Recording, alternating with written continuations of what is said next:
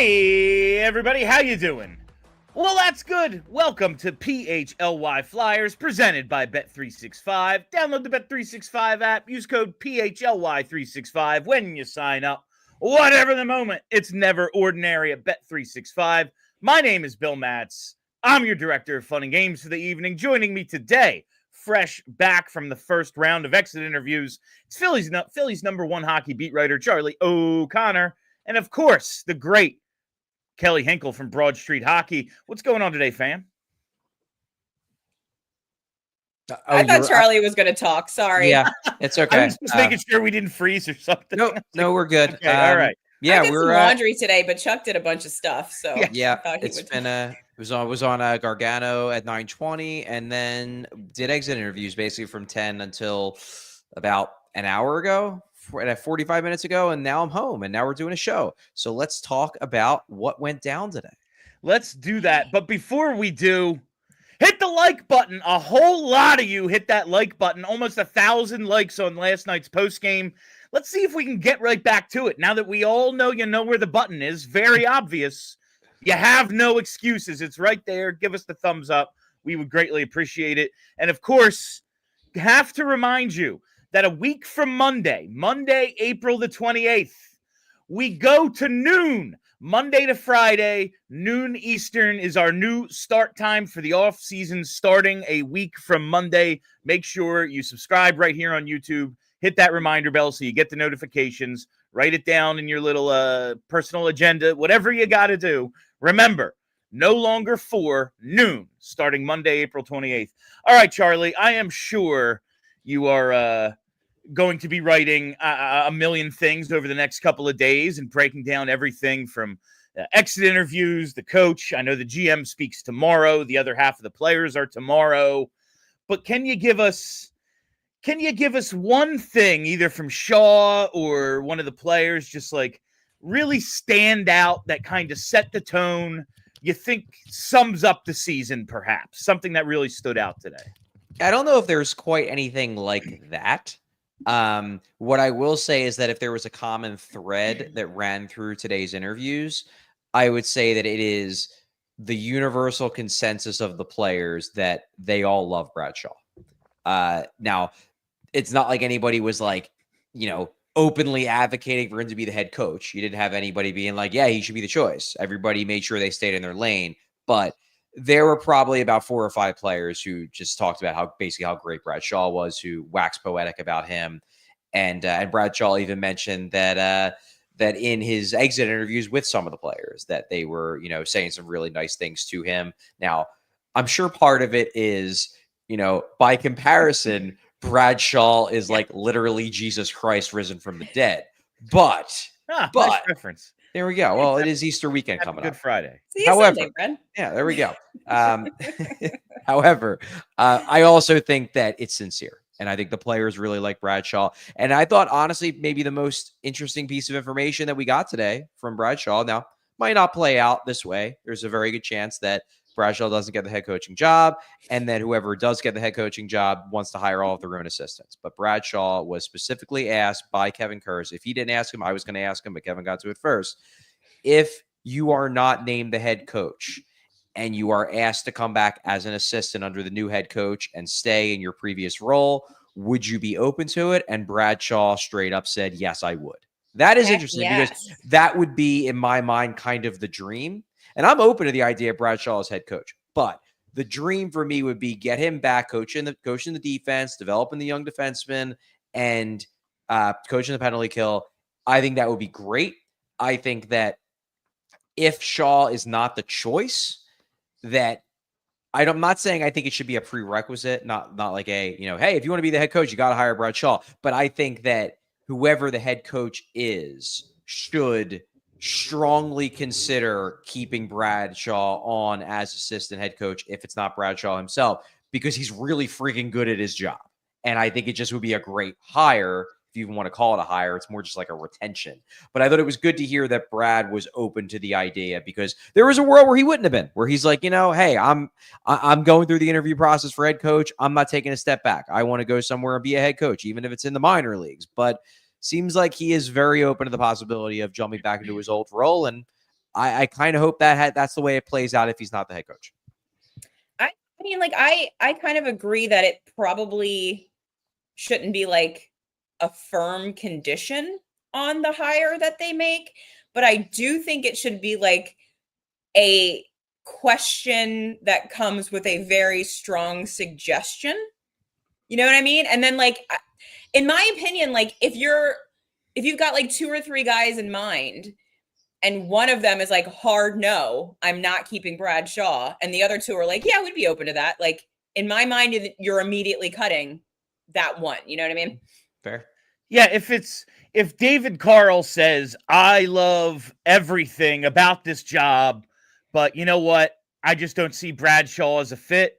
All right, maybe we figure something else out with him in the organization, or maybe you just have to say, sorry, that's the way it goes, Brad. Thank you for your service. But I would love to see him retained in some fashion if he doesn't outright get the job. I'm skeptical that he will, but I do think it might make a bit of sense, especially in this little middle section of this rebuild that we're in, that we're not really sure how next year's going to go. We all think the plan is to try to take a step forward. Detroit's been trying to take that step for like 6 years. Buffalo's been trying to take that step for a decade.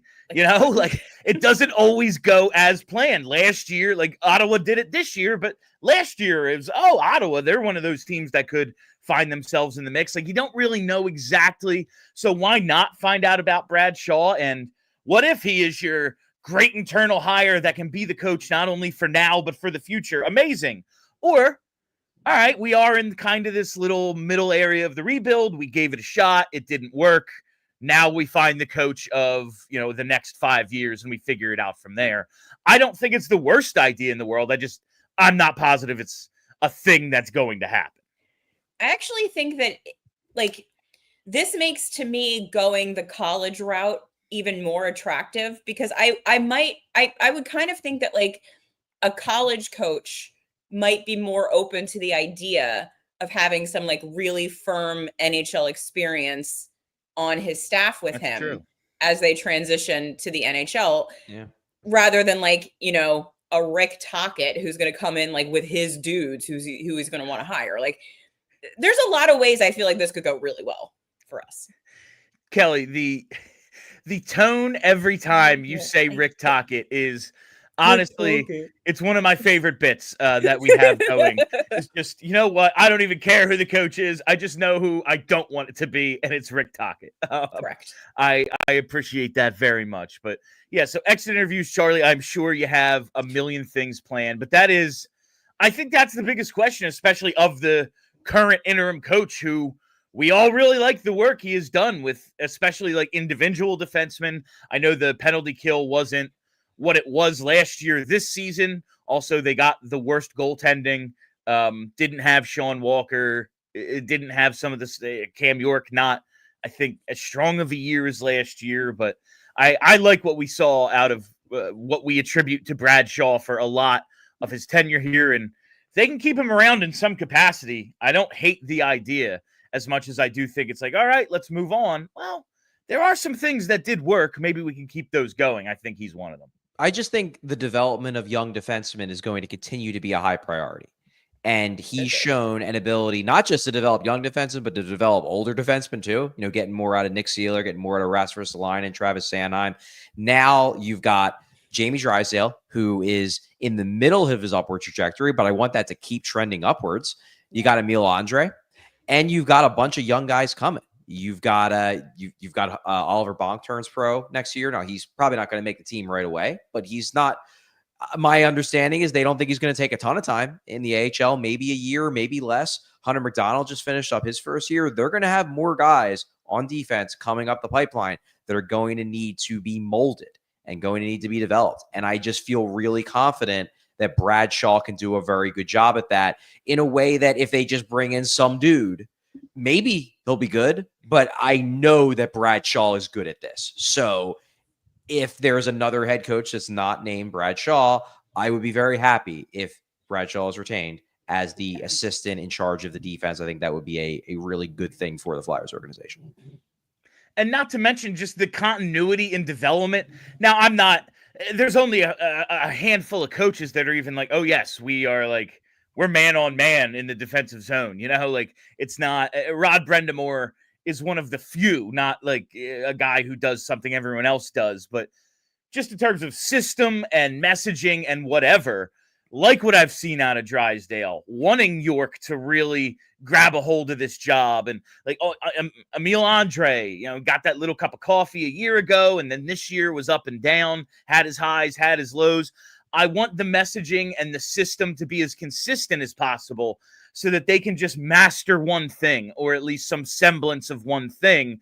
And there's not like, it's the quarterback in his fourth year with his fourth different offensive coordinator. I wonder why he hasn't had a ton of success. That's crazy. He has to learn, I don't think that's the best route for developing these young guys, especially young guys who, while maybe Jamie Drysdale, but I wouldn't call any of them blue chip prospects. Like sometimes talent just wins out and it's like, who cares? They'll figure it out. I don't know if we have those guys. We have guys who need to be brought along step by step by the coaching. So that sort of consistency could probably be a benefit to them. All right, let's get to a little bit of the fallout of last night's game, because if you haven't heard, the Flyers did the thing. They lost in regulation. It is the biggest win since, I don't know, game 6 of the 2020 playoffs of the second round? Like those overtime games that they kept winning against the Islanders, maybe? Yes, that's right. The regulation loss, one of the biggest wins of the last 5 years for the Flyers. Because of that, they are in that 4 spot and for draft lottery odds. And we're going to do it early today. We are going to put it in the first quarter of the show, our daily Tankathon spin, just because we are all so excited to have these 4th best odds. You see it there. San Jose, Chicago, Nashville, Philly. We finished behind Boston, behind Seattle, Buffalo. Well done all around. So without any further ado, Julia, spin that wheel. And we sim the lottery here, and they Lord, of course, to 6. Oh my That's goodness. a great start. The PHLY Tankathon spins are perfect. But this is why the 4 spot was so important. I realize, yes, you have the odds to win it. I don't want to just be Mr. Negative, Charlie. I know that you hate when I'm just negative about this. You can win it, and that's great. Having better odds to win are great. But when your best possible, the most likely possible scenario for all draft selections is you fall one place, well, falling less is better. They fall to 6 here. They fall 2 spots, but it why could is be the worse. NHL like this? Like, why are your greatest odds at 4 to fall to 6 or 5? Like, why Because would you set it up that way? Because they don't want people tanking. I mean, that's what it boils down to. They don't want people tanking. Well, then you can't have a draft. Like, then you have to do the goal drafting. Like, you can't do this. Because they're still tanking. That's the thing to me about the idea of like a lottery and how it prevents tanking. I think it gives more teams incentive. Like, if you're the 7th worst team with a month to go in the NFL, where it's just reverse order, guess what? You don't have a chance at number 1. So you're just kind of like, whatever. And all right, maybe we're 500 halfway through the season. Let's try to add a guy and make a run because we ain't going to get a top 5 pick. Now everyone has a chance. I mean, 11 through 16 don't, but they still could move up 10 places. Like, everyone is incentivized to lose rather than just a couple of teams. Yeah, I hate the lottery. I don't know if I buy it. You only hate the lottery because now it has the chance to hurt the Flyers. I've always hated lotteries. I think they're dumb. The most successful league in the freaking world doesn't need to do this. Why does the NHL, which 11 people watch, think that they have it all figured out? And, now the NFL's wrong. Reverse order of standings. Who would just want to do it right? Like, you know what the worst team needs? The best player. So that they're not the worst team for a decade. But what do I know? My big issue with the way that they've set up the lottery has nothing to do with what you're saying, because like I really don't think that, trying to move from 7 to 4 or whatever is like that big of a deal in the grand scheme of things.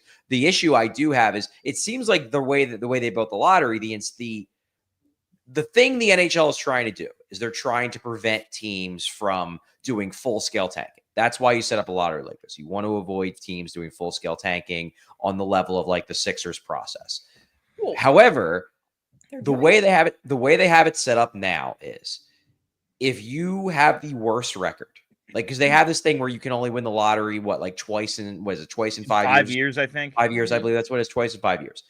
But let's say you have the worst record, which means you have the top lottery odds, and then you win the lottery, you get the first overall pick. That doesn't count towards one of your two because you just stayed in your spot. That I disagree with, because to me, by making it so like if you finish dead last 5 straight years, you could get the first overall pick 5 straight years. That, if anything, incentivizes tanking. It incentivizes extreme tanking because it's like, well, if we're third and we jump up to 1, then we can only win it one more time. But if we're 1 and we stay at 1, hey, we could win every single year.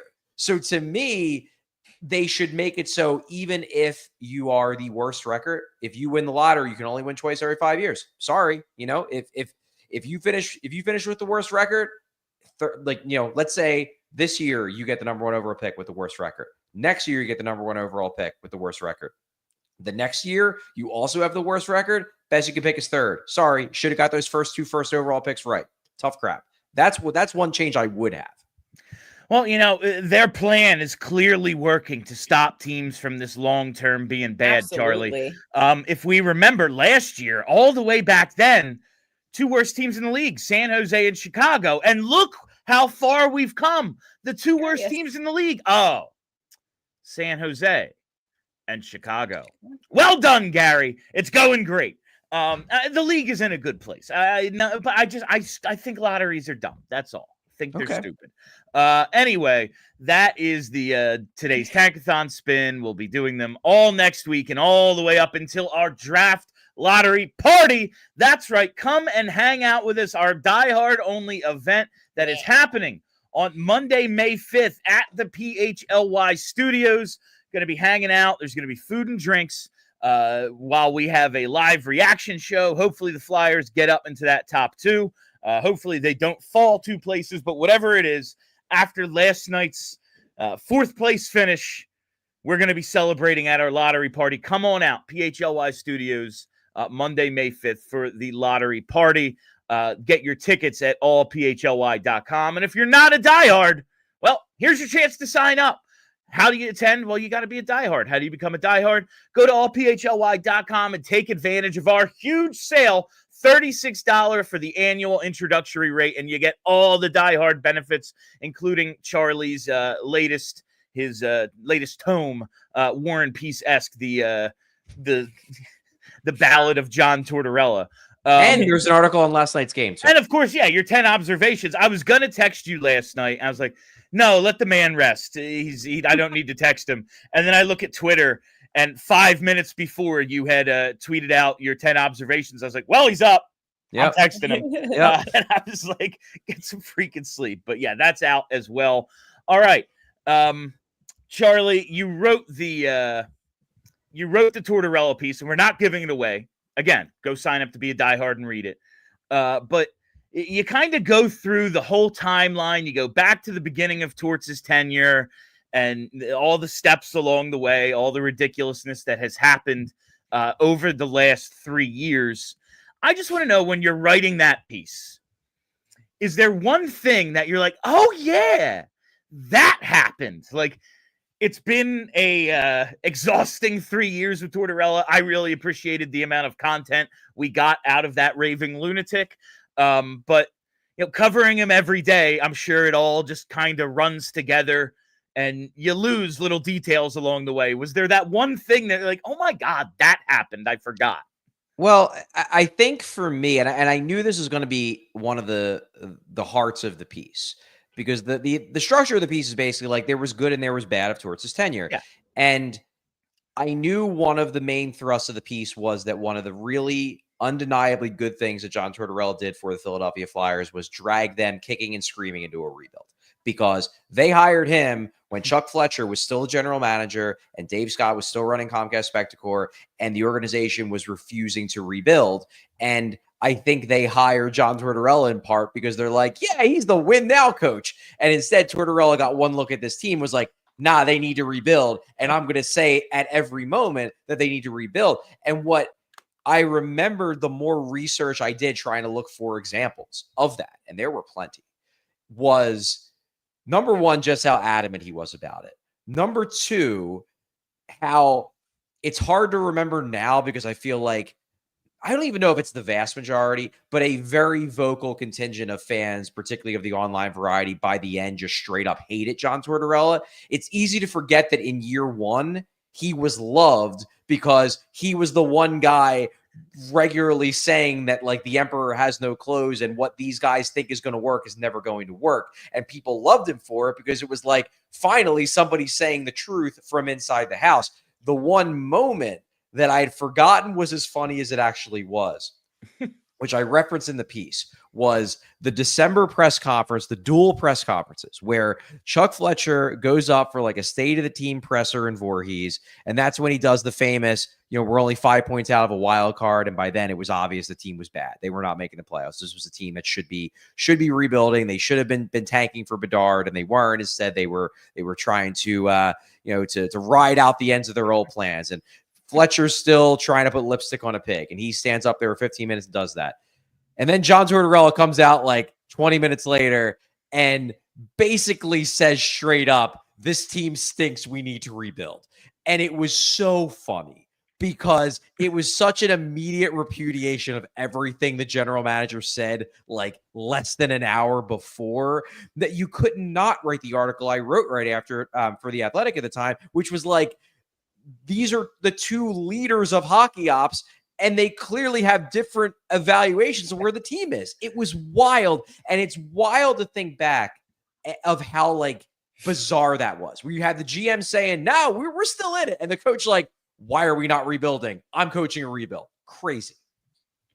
That's pretty wild.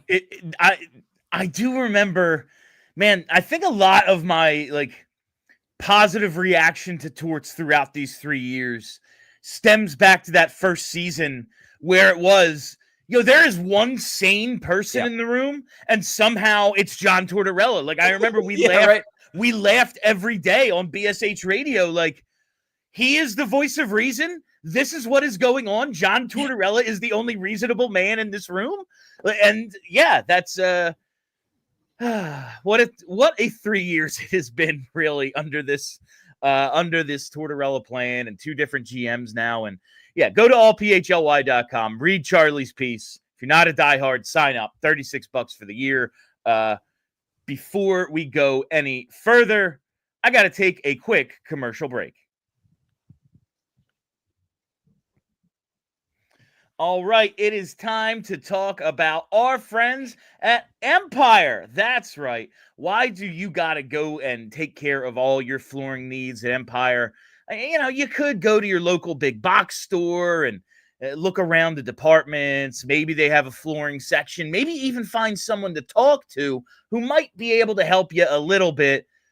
But that's not the case at Empire, because at Empire, they have flooring experts. That's right. It's dedicated flooring professionals who focus on flooring every single day. It's not someone who worked in sinks yesterday, who's checking customers out today, who's, bringing orders out or working at the Starbucks. No, it is all flooring experts, people who know what is best for your new room. And why is Empire Today the best bet for your new floor? Well, Empire Today lives and breathes flooring, and they will be with you every step of the way. It's a whole different ball game with Empire. They're flooring experts. They can also bring the showroom right to your home. You can pick the right flooring and the right colors for your space, see how everything looks right up against your furniture in your house, and get precise measurements taken and have all of your questions answered, so there are no surprises. And with Empire Today, you get clear, upfront, and all-inclusive pricing. Plus, you can schedule installation as soon as the next day. Schedule a free in-home estimate today, because some things are just better at home. PHLY listeners can receive a $350 off discount when they use the promo code PHLY. Yeah, you heard that right. $350 off with code PHLY. Restrictions apply. Visit empiretoday.com/PHLY for details. And while we're here, got to talk to you about our daily presenting sponsor. That's right. It's our friends at Bet365, because whatever the moment, it's never ordinary at Bet365, whether it's their 90 million worldwide users, or their almost 800,000 live streamed events each year, the early payouts across the NBA and NHL, they're pioneers in the live in-game betting space. You know why they say it's never ordinary at Bet365. And right now, we have breaking news from Bet365. New customers can now get $150 in bonus bets when you bet just $5, win or lose. All you got to do is sign up, use the code PHLY365, deposit $10, and place a bet for $5 to get $150 in bonus bets, whether your initial bet wins or loses. Bonus bets can be used on the spread, totals, player props, futures, and more. Whatever the moment, it's never ordinary at Bet365. Must be 21 or older and physically located in PA. If you or someone who knows a gambling problem and wants help, call 1-800-GAMBLER. All right, let's get to looking back at some of our preseason predictions. Now, we had gone back already once the Flyers awards were announced and everything, looked at our team predictions.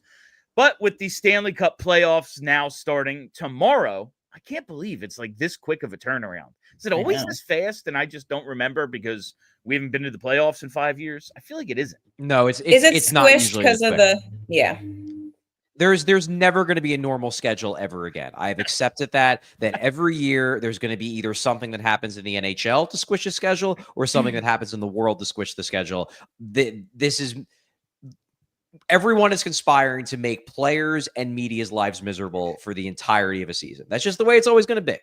Oh, it's the way it's been since COVID, and it will never end. It is funny that, like, you know, okay, this year, 4 nations, we know it was super condensed because of that. And then, all right, well, next year it'll be a normal. No, next year's an Olympic year. So it's going to be the exact same thing, maybe even more condensed. Maybe worse. Probably even more. Like, so we'll see. But I want to go back and take a look at some of our preseason predictions from, I guess it was probably October when we picked all the division champs, the conference champs, and who our cup picks were. And we have I think, the graphic for it. Man, I mean, some of the stuff, it turned out, all of my, I mean, I have some real stinkers in here, but we'll start with the Pacific Division. We all had the Oilers. And listen, it's not as if that's a crazy off-the-board pick, but it ends up being Vegas. Edmonton is third. They're all 100-point teams. Yeah, they're all real good. But I don't think these were crazy off-the-board picks here. You go to the Central. Well, none of us got it because the President's Trophy goes to the Central Division champ Jets. Just as we all predicted. Avs and Stars, you guys, those made sense. The Preds is my first real L here, where I don't know what I was thinking. You were having fun. It really wasn't even all the free agent moves and everything. I just really like UC Saros and thought he was going to have a bounce back year. They moved on from Askarov, and I thought, okay, here we go. No, it's like one of their worst years. It's unbelievable. Atlantic, Panthers, Maple Leafs. We have our first winner. Kelly, you did it. You got the Atlantic Division champs predicted with the Toronto Maple Leafs, 108 points. Florida finished with 98. So you took a W there, Kelly. Metro, none of us got it because, of course, how did we not see that horrendous Capitals team turning it around to of course become almost President's Trophy champions, first seed in the East? And here's my other big miss. You guys, again, Devils, Hurricanes, they're 2-3. The Rangers, President's Trophy to out of the playoffs. What the hell happened to the Rangers this year? They are How a were they this disaster. bad? Yeah. When you think culture isn't important, look at the Rangers. Yeah, that's what happens when a team just hates each other. It particularly hates the GM, and I would assume eventually the coach. I thought the Rangers were going to regress in the regular season. I thought that they were going to – my prediction for the Rangers, and I still was holding this up until like maybe early March, I thought they were going to go and do a 2010 Flyers where it's going to be a mess. They're going to be at each other's throats, and then they were all going to come together and go on a miracle playoff run and make the Cup final. They didn't do that. Yeah. They didn't even make the playoffs. You got the first half right. Yeah, right? But I will say, Charlie, because you've talked about this in the past, when Kelly and I say, well, why don't you just be as cutthroat as the Vegas Golden Knights? That's how you have to win a cup. And you absolutely do have to be a bit of a hard ass and a little bit heartless from time to time. But you look at the Rangers, you look at some of the Bruins, like some of these teams that have made these more cutthroat moves. And, the thing with Vegas is they keep winning, so they get away with it. But the teams that maybe don't take advantage, there's a lot of resentments in locker rooms, and I think the Rangers are a great example. I think it's not a guarantee that being that cutthroat is going to ruin you. It's just a risk. It's a risk because it just adds to the probability that if things start to go bad, that they could snowball. Now, Vegas has to this point, and they did miss the playoffs 1 year, in fairness. Now, granted, they were real close, and they were injuries that plagued them that season, so it wasn't a total disaster. But for them, it hasn't yet gotten to the point where, a bad start turns into a terrible middle and then the whole floor falls out from under them. But I do think it's possible. Like, there have been a few times where probably had, their starting goalie got hurt after a year where, the front office was particularly cutthroat, that it could have fallen apart. It just didn't. But we're seeing with a team like the Rangers that, if you're a dick to your players and you show them no loyalty and they believe that no one at the top has their back, that it can go down in flames. And this is why, you can't just be online and point to Vegas as this is why you should treat players just like they're cattle. No. Vegas might be able to get away with it, but they're taking a risk. Thus far, the risk is not blowing up in their face, but it does blow up on a lot of teams' faces if they try to do that. The Rangers, as you said, perfect example of what can happen when you treat players like crap. Yeah, and I guess that's just something it's a risk. And, it's Vegas. Whatever reason, their gambles have paid off more than not. The perfect town to do so. Exactly. It hasn't worked nearly the same for a team like the Rangers, who, again, a year ago, President's Trophy, this year, out of the playoffs, fourth team ever. For that to happen to go from best record in the league to being in the lottery.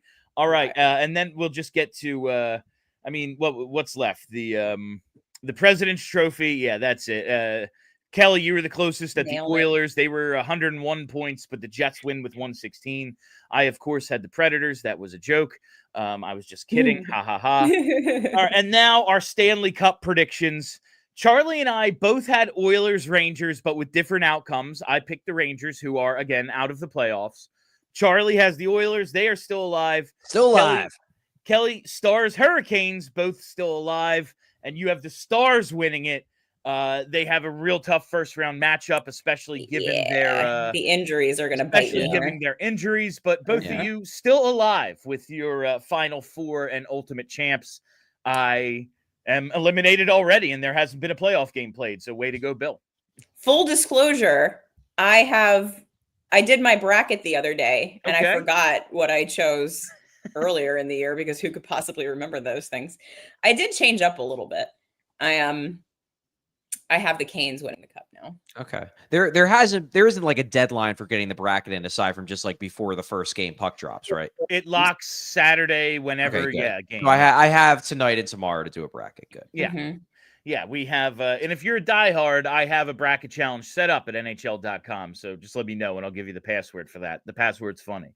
All right, let's look ahead to these playoffs now because there's some, hit the like button. I when we're remote, I can't see the likes, but I'm going to tell you it's not enough. That's all I'm going to tell you. It's not quite enough yet. It's not. Let's pump those numbers up a little bit.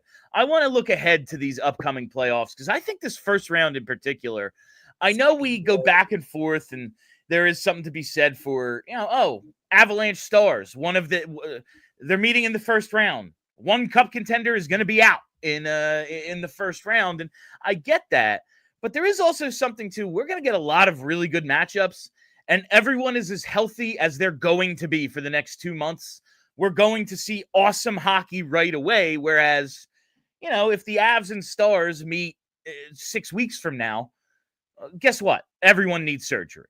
You know, it's just a little bit different. So maybe Yeah, that's but my argument for this. It is a bummer. I mean, I don't love this playoff structure. I would rather it be 1 through 8. However, Yeah. I will acknowledge that normally it does lead us to getting really, really good first round matchups. There are a few. It is a huge disappointment though for me, because you mentioned Avalanche Stars, that Yeah. we're getting that one now, because I think, and hey, maybe the Stars will shock and they'll pull the upset anyway, but Miro Heiskanen is not going to be ready for the first game of the series. He might not be ready for the entire series. It's unclear. And now Jason Robertson is week to week. I would have loved to have seen those two teams play each other at the start of May, when we could have a better chance of seeing the Stars at full potential, rather than seeing the Stars minus their best defenseman and maybe their best forward, depending upon your view of guys like Mikko Rantanen and Rupe Hintz. This is now a series the Avs should win, whereas if both teams were at full strength, I think I would probably pick the Stars.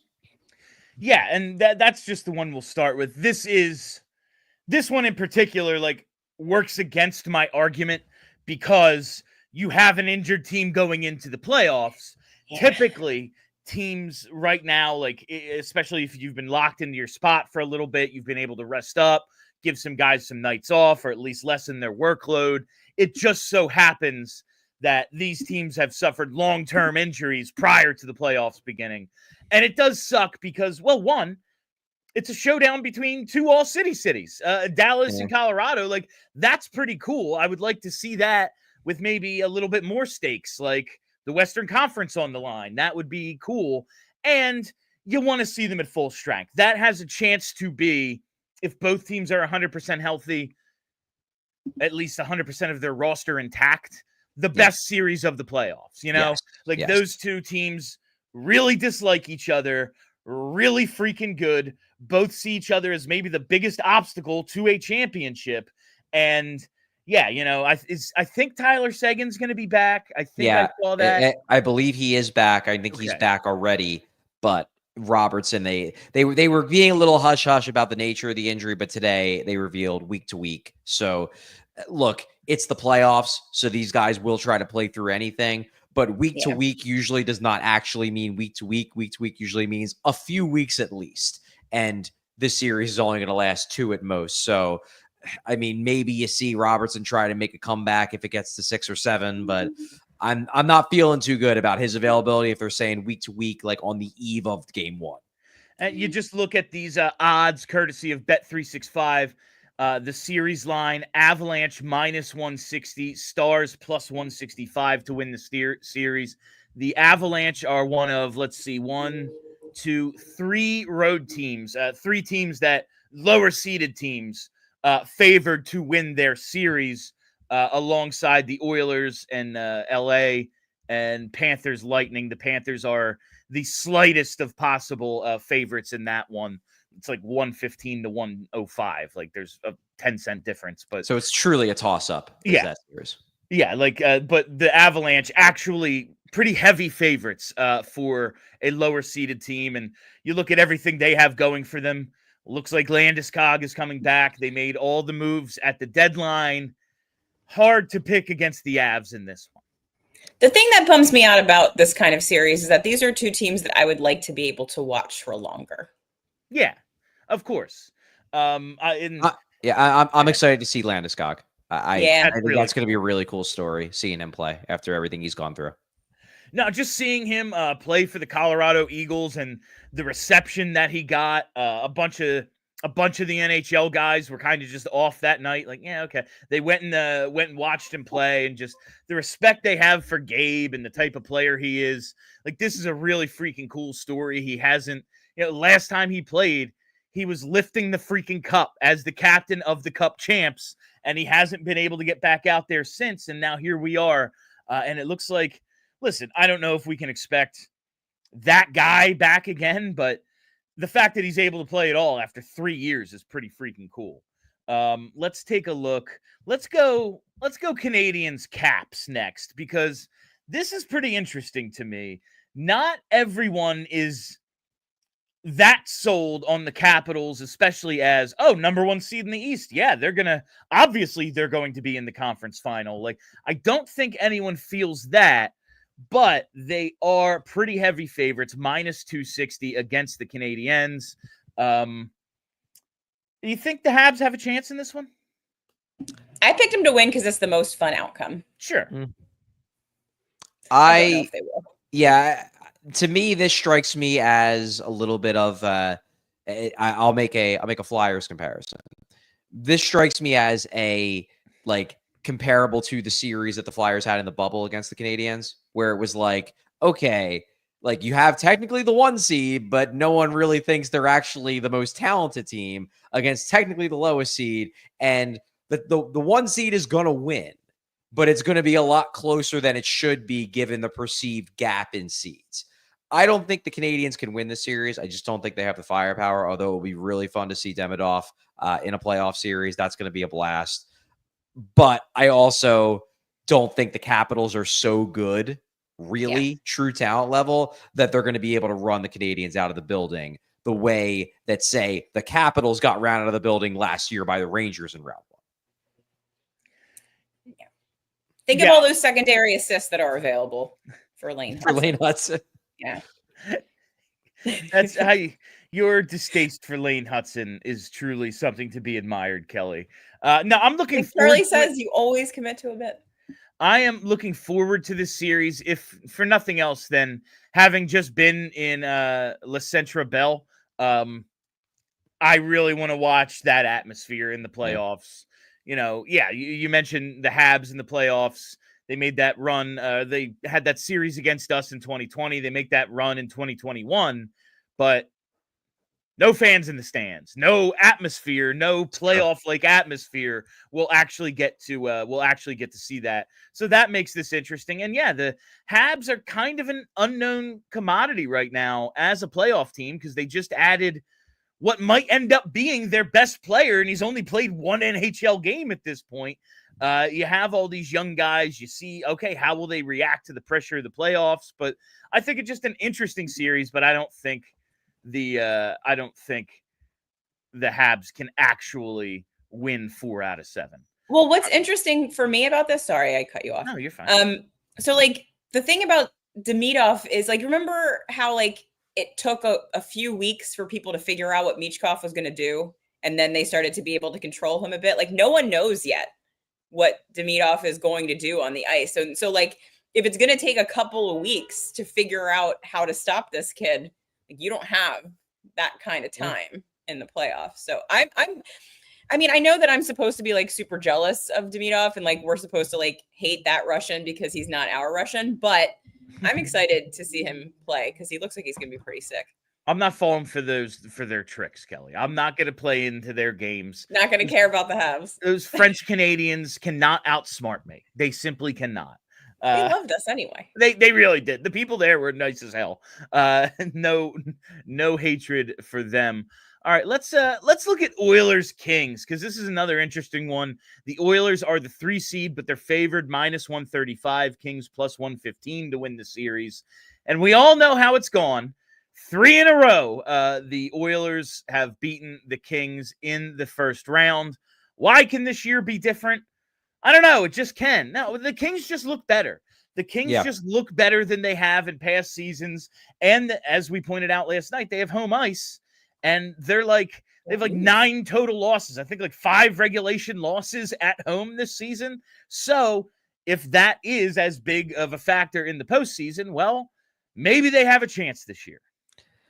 Yeah, I think for me, the big difference with the Kings this year versus past years is that I trust their goaltending more. Darcy Kemper has been real good for them this year. And they definitely, take quietly. They certainly don't get the same grief for it that the Carolina Hurricanes get because of the analytics aspect, but they seem to take the same tactic as the Canes, where it's well, we're just going to kind of cycle through goalies and hopefully we stumble upon one that's good. Well, they got Kemper, and Kemper has been great this year. I mean, I don't have a vote for the Vezina because that one I believe is nominated by the broadcasters, or the Vezina is GMs. Vezina's GMs, coaches, broadcasters. Coaches, broadcasters. Yeah. We didn't vote on the Vezina, but we do vote on the the all-star teams, like the NHL all-star teams, and you vote on 3 goalies, and Kemper was my third. It was Hellebuck, Vasilevsky, Kemper. Kemper's had a great year. He's been really, really good. And they've been great at home. Like, I still think the Oilers are the favorite because they might be the favorite to win it all. They're a really good team with 2 of the best players in the world, one who might win MVP this year, and the other one who could get nominated for MVP this year. So they're real, real good. But like, there's an element too of the playoffs where, like, at some point the other team's got to get some luck. Like, I know the 2 series haven't been terribly close, but like at some point the Kings have to get some breaks, right? They have to have like that overtime bounce that goes their way that changes the series. They can't. Are they really going to lose to this team 3 years in a row? That's painful. I picked the Kings just for vibes. Okay. The vibe feels like this is the year they're going to get over that hump. Yeah, there's just something about the Oilers this year I just don't like as much as last season. I picked the Kings as well.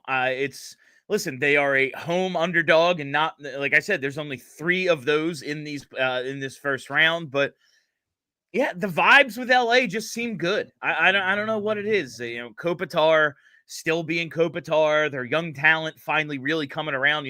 I still have that issue of Hockey News Future Watch where it was like, you got to look out for the Kings. And like, it's all kind of coming together for them finally. I think this is where they finally break through. And how do you lose to the same team 4 years in a row? Just at a certain point, it has to go the other way. Is it 4? I thought it was 3. Is it 4? They've lost them 3 straight years? They've lost 3 already, and Okay, now okay. this is going to be the 4th. All right, before we get to the rest of the series, I got to tell you about our friends at TrueMark Financial Credit Union. All right, folks, April is Financial Literacy Month, and I've got something that's going to help you off the field. It's teaching your kids how to handle their money. If you're a TrueMark Financial member, like I am, you've got a fantastic opportunity to help your kids and teens learn to earn, save, and spend wisely with a free Greenlight account. Greenlight isn't just any app.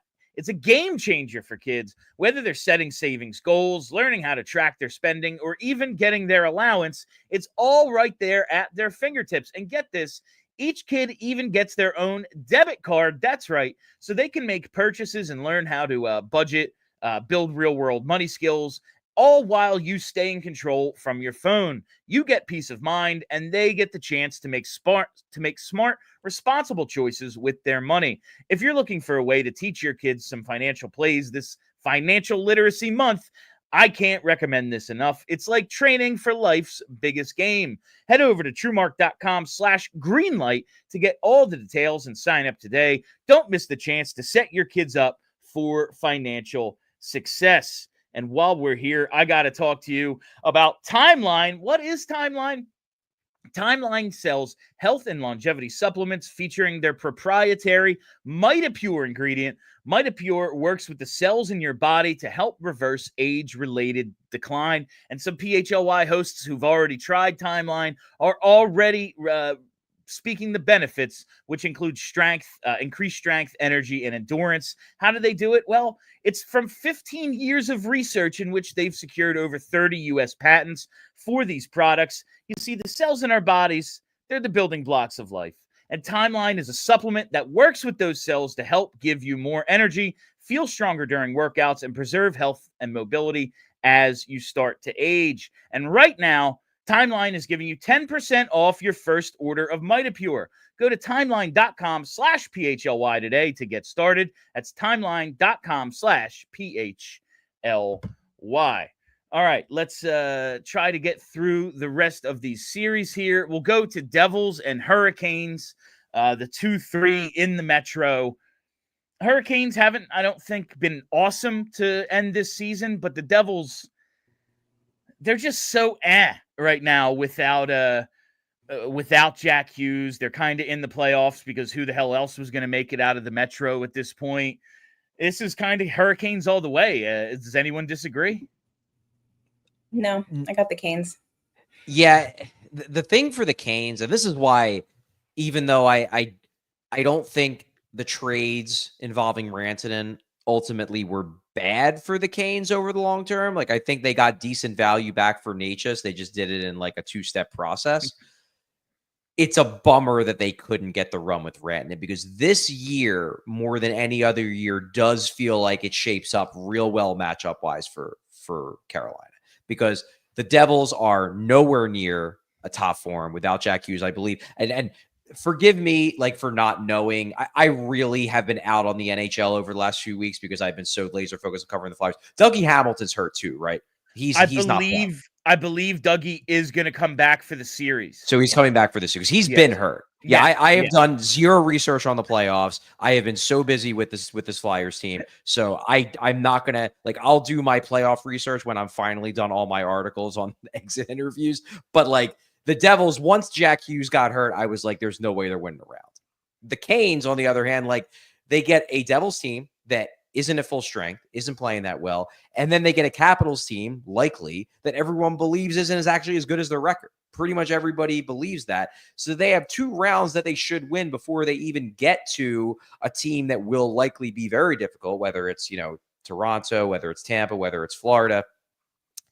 And whatever team comes out of that side of the bracket is going to have played probably 2 really tough series to get there. So it's a bummer that we couldn't see what the Canes could do with Rantanen at really selling out to try to get to a cup final. But hey, they still might get there anyway, because I do think they're going to win this series, and then we'll see what happens. Yeah, that's when you just look at the Hurricanes' potential path.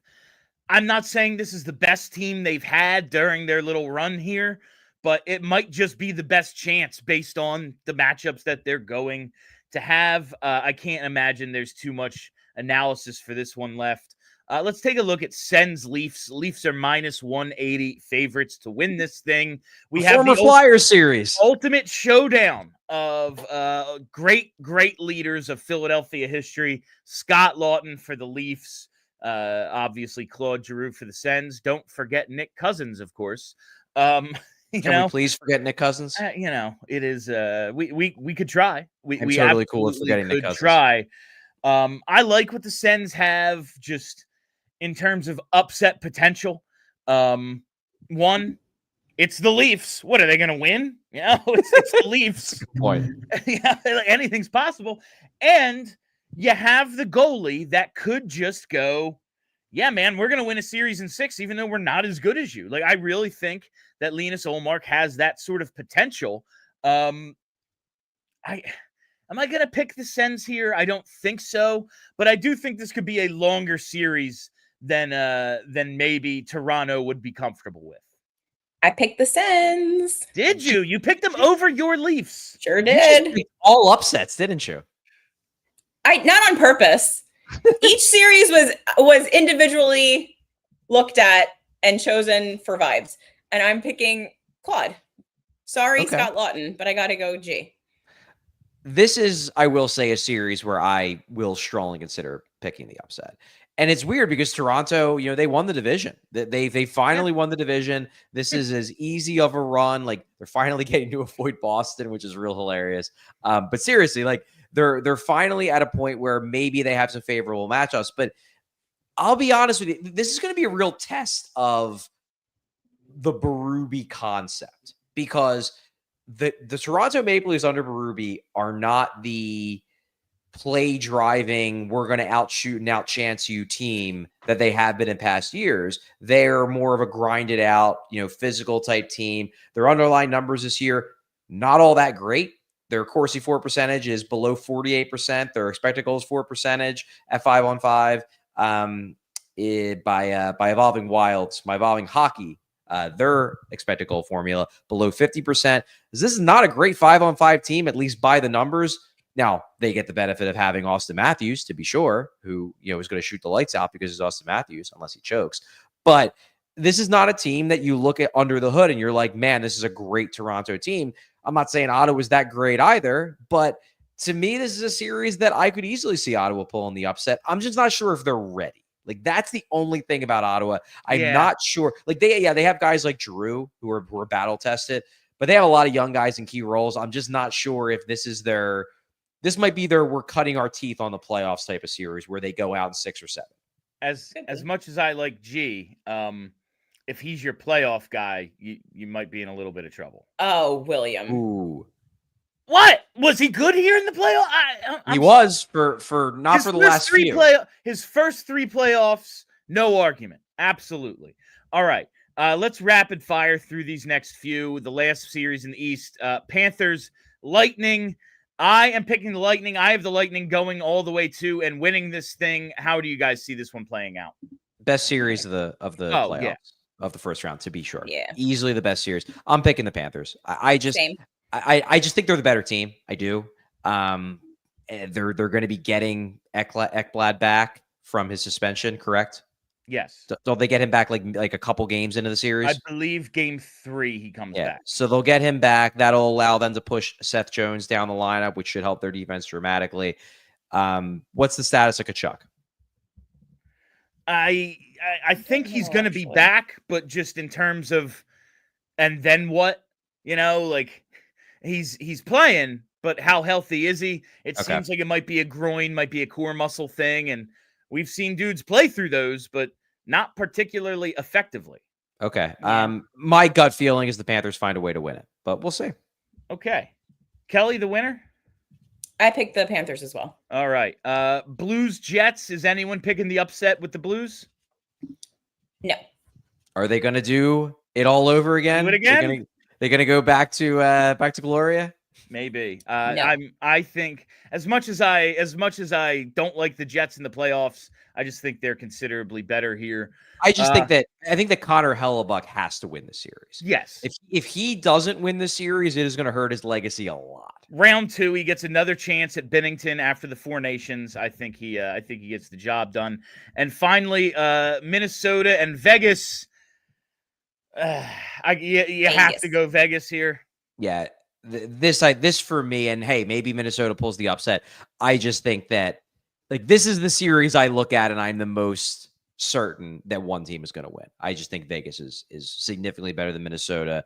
Maybe after Minnesota finally gets those Suter and Parise contracts off their books, all that dead money, they'll be able to compete with these top teams in the West. But until then, no, they're not there yet. Insane. We're still talking about that Shea Weber offseason. So tired of the Minnesota Wild. I don't know what they are. Chuck Fletcher. That's why. They're just boring second-round loser. All right, we're running short on time here. We're going to announce our winners from last night's keywords on Monday's show. I got you. I tricked you all into tuning in. Now you have to tune in again on Monday. I'm going to call that Fan Appreciation Day. Let's hit those super chats. All right, I think we have a bunch of them today as we wait for the first one to load. There we go. From Gary B. Seems like Super Chats will be on hold this summer for me. I won't see a live show all summer. Oh, bummer. Damn work getting in the way, PHLY. Sorry, damn, Gary. I wish we had consulted you prior to changing our time because you are one of our top contributors. Thank you for everything this summer, or for this season. All right, let's see this next one here from Sherman M. We got 4th. Who are we drafting? I'd like Frondell. It really just depends on where it is. It could be what 1, that lottery 2. going to do. There's a slight chance of 3 even, and then there's always the fallback as well. So it's really just how the draft and draft lottery unfold. Yeah, I think at this point, and I know everyone is now immediately in what's next mode. I'm not ready to be there yet. I'm not even ready for the NHL playoffs yet. I'm still in wrap up the Flyer season mode. But my initial thought is Hagens is kind of my dream pick. All right, and for more, not if they jump up. If they jump up, then me, Sir Schaefer. But if they stay in the 4 to 6 range, I lean Hagens. All right, and now if you want to check out the rest of our show, you got to head to allphly.com because we're going to overtime as we wrap up these last few super chats here. All right, let's see. This next one from JH. The gambling man hates lotteries. Gonna call BS. Fair point, JH.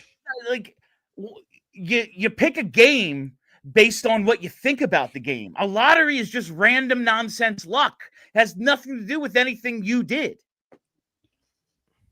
It's totally different. It's not even close. All right. Next up. From Lyndon 49, Lyndon is back. I'm officially on the Kevin McKenna watch. Lyndon, I can't. You know what? I'm going to tell you right now. I can't deal with another season like that. I can't. No. I am anti-tank next year. I maybe come back to me in September, and maybe I'll have my mind changed because I'll be done. This season will be out of my head. I do not want to see them tank next year. I am sick of watching crap hockey. I don't have it in me. All right, let's see this next one here. Another from J8. Charlie's article about Torts is one of the best this year. Def worth being a diehard. Couldn't agree more, fam. And right now, sign up for $36 for the year. It's the best deal we run. Charlie is he's one of my favorite writers, just in general. It's like him and Hunter Thompson. Good. Neck and neck. All right, let's see what we have next from DPhil9. This is for Bill after his sacrifice last night. Thank you for your service, sir. Philly thanks you. Schaefer or Misa at 1 overall when we win the lottery. Yeah, my betting on the Flyers ensured that the Flyers would lose. I think I have to go Schaefer. I don't know. I want the center so bad. Misa is incredible. I think I want Misa. Yeah, I'm gonna say Misa. I'm on. You know what? I'm gonna make a pronouncement here right now. Don't ask me any questions about who I prefer in the draft until I have a chance to do my research. Okay. So let's yes, sir. I will take a step back from these questions because every time I see these questions, I get anxiety because it just tells me how much more work I have to do, and I need like a week or two to chill before I go crazy. We gotta get Charlie on some medicine. How do we get Charlie into weed? Is my question.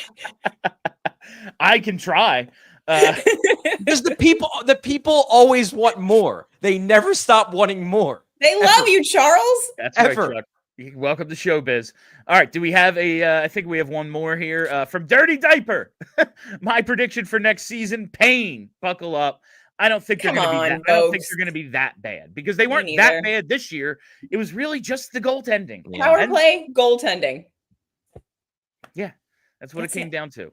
Like they had decent underlyings. All right, from Jay Precione. Yeah. I realize you can't trade 5 third-rounders for Nathan McKinnon, but do you see any way in which the team could trade a first and Rasmus Ristolainen and land a 1C, not an elite player, but someone like Byfield?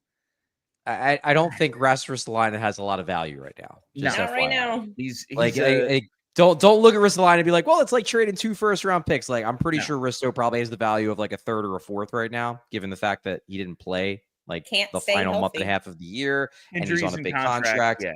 Could they trade a first and other stuff to get an interesting center? Yeah, I think they probably could, depending upon who the center is.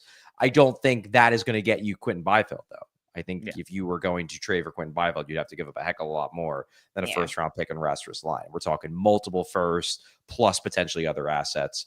Now, if you're trying to trade for like Trevor Zegras, maybe. All right, do we have one more? I think that, there it is. JH, after that G slander, I formally rescind my offer to you and Ava to live with me when Bet365 comes to take the house. I'm on good terms with Bet365. Listen, I love G, but we have to acknowledge the reality. It didn't go well in the playoffs always. There's reasons. There's absolutely reasons or excuses for it, but the results were they didn't go to the second round after 2012. That's a really long time. Not today, William. All right. I believe that was all of them. And that means that's all the time we have for you on PHLY Flyers, presented by our friends at Bet365. Download the Bet365 app. Use code PHLY365 when you sign up. Whatever the moment, it's never ordinary at Bet365. We'll be back on Monday at 4 o'clock. All of our shows next week at 4, and then on the Monday, April 28th, we move to noon. So make sure you're following us on YouTube, subscribe, all that stuff. Follow us on Twitter, and follow the podcast wherever you get those. I am Bill Matz. That's Charlie O'Connor. That's Kelly Hinkle. Until next time, let's go ping pong balls. We all silly like the mayor.